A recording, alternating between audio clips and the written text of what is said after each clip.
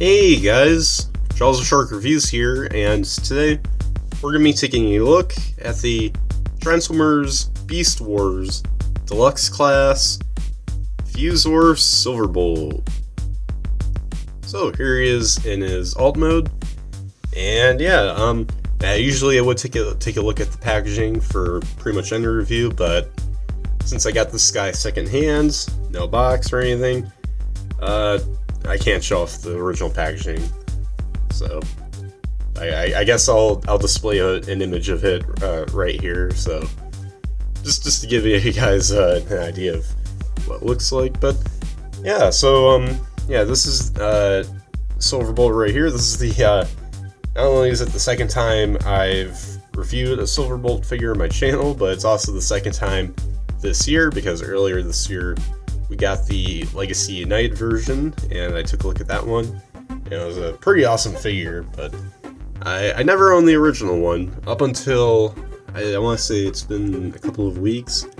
I found this guy at a toy store, a collectible store, and he was out of the box, but I'm like, I guess I could get this guy, because, I owned a few of the other Beast Wars originals, so so now I got this right here. He is incomplete though, because as you can see, he is missing his little sort of feather swords or whatever that are supposed to attach right here. But that's alright. I mean, I think he's complete otherwise. So yeah, but anyways, let's take a close-up look here at the head sculpt. Really nice. And yeah, this is, I think this originally came out in 1998, I think. I think I saw on TF Wiki, and right here in the tail it says 1997, if you can see that, but it wasn't released until 98, so yeah. Yeah, pretty nice. I like the paint. I like how the dark gray fades into the more lighter shade of gray. You can kind of get some of the darkness down here. And I really love that sort of copper paint that they have right here. It looks actually really nice, especially for an old toy. But my favorite part right here is the wings. I mean, look at that fade right there. That's beautiful.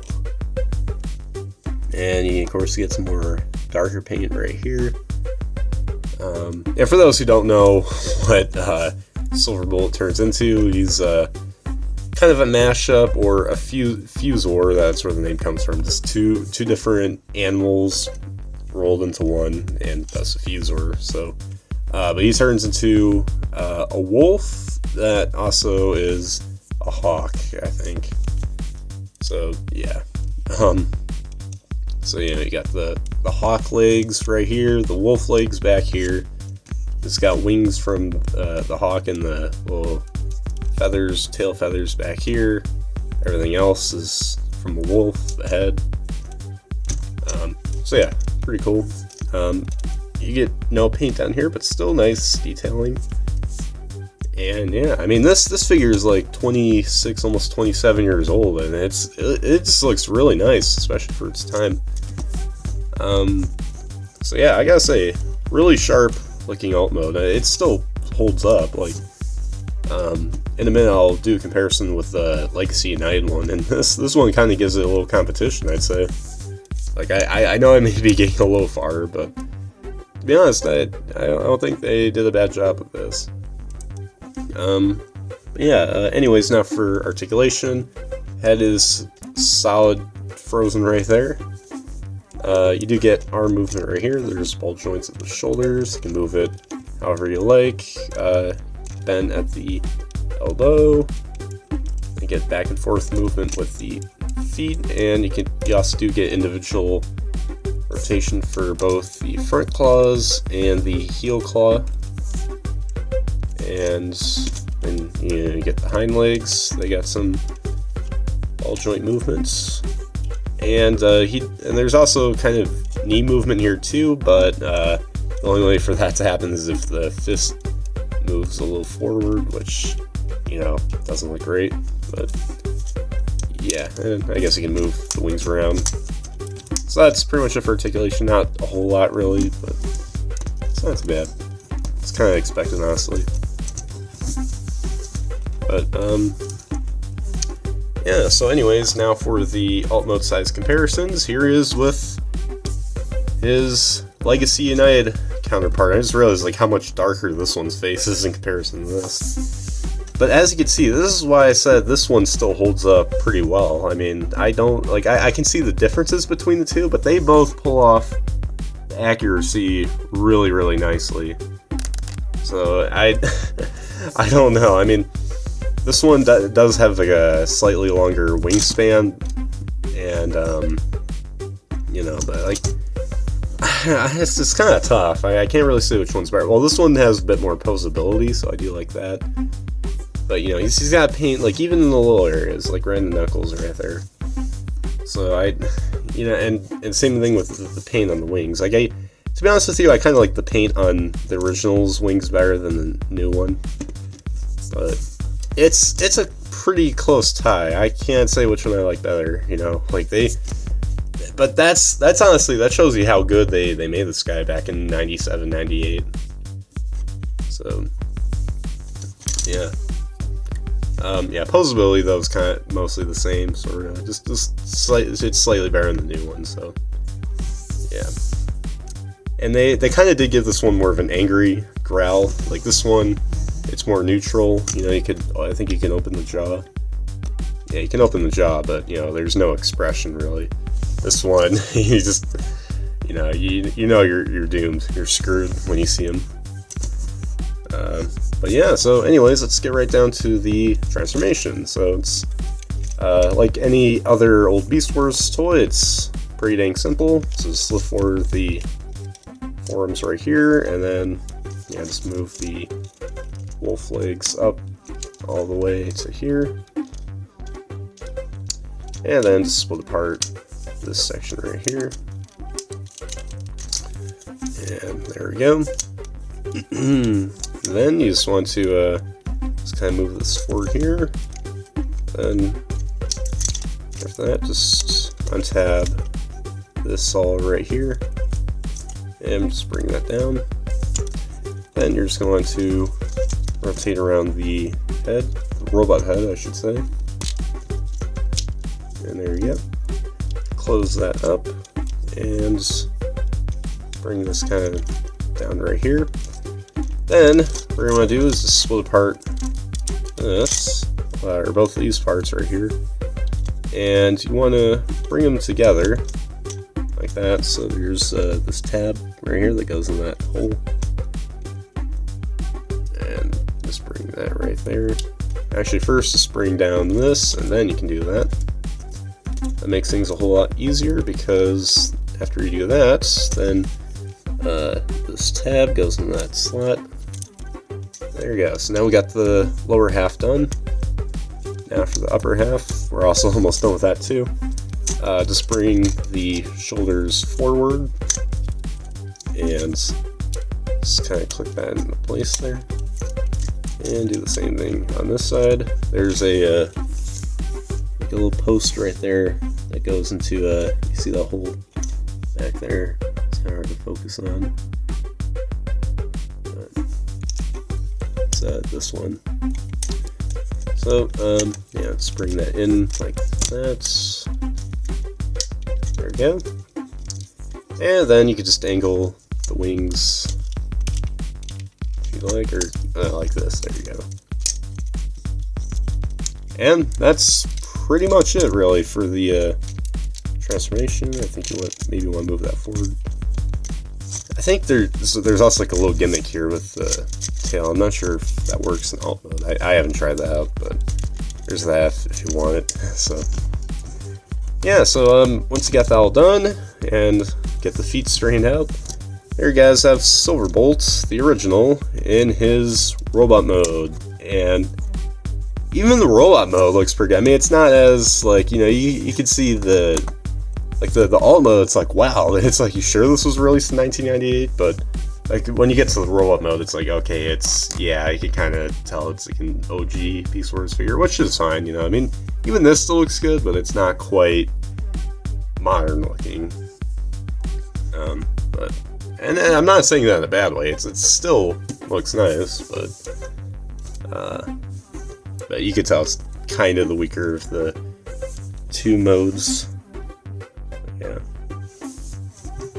Anyways, so let's take a look at the head sculpt right here. You know, it's still pretty good. It's not like the Optimus Primal head sculpt from his first toy.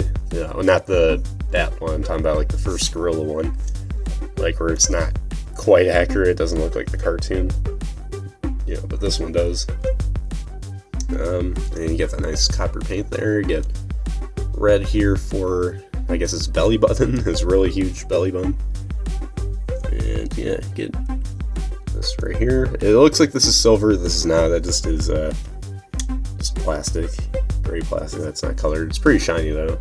I mean, you see it throughout most of the figure. But what is paying again is a nice sweet copper. So yeah. And of course, I saw this in robot mode, or excuse me, alt mode.